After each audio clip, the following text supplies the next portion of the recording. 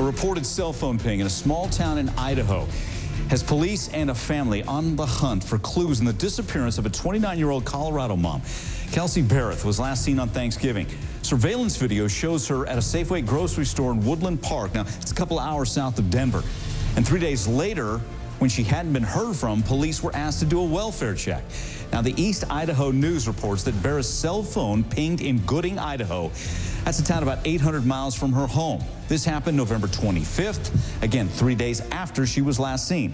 All this while we wait for a police news conference today, and her family continues to hold vigil, praying for any information about where she might be and if she'll come home. Can't believe that she's missing. It breaks my heart. And I just want her to come home. If they see her anywhere, please, please, please, please,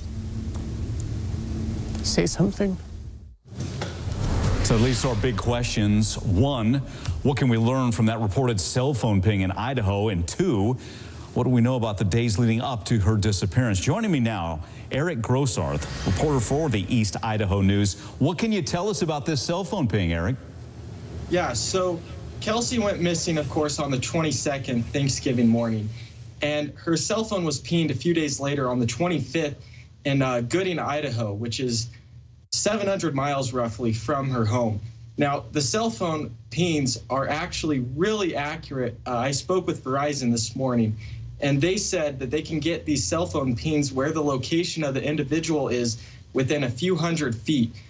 They can verify, the Woodland Park Police, that the cell phone was pinged in Idaho. So we do know at some point she was here in Idaho. We're getting reports she has family in that area. Is the family located anywhere near where the cell phone pinged? Not exactly. The closest family that we know of is in western and eastern Washington, and the main interstate actually runs through that area roughly, but the cell phone ping was about 40 miles north of that road.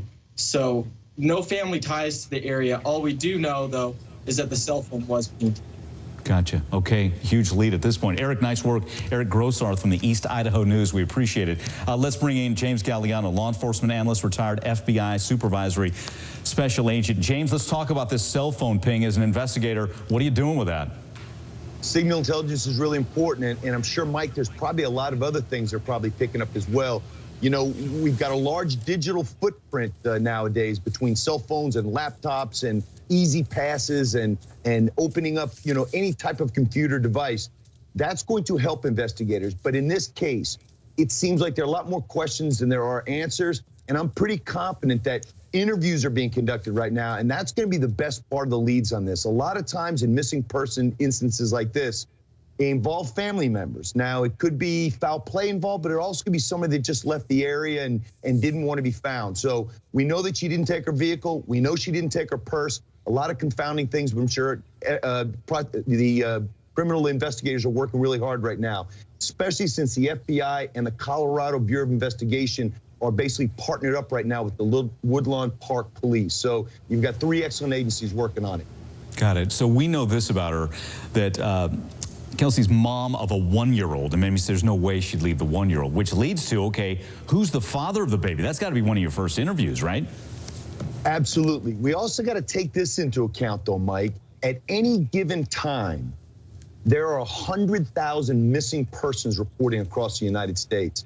And I think during a given year, sometimes there are up to 700,000 people that are reported missing. Now, for the FBI to get involved in something like this, we don't work missing persons cases, but you're obviously going to provide help to law enforcement in the area. And if the family asks for help in this, and yes, to your point, usually close friends, associates, family members.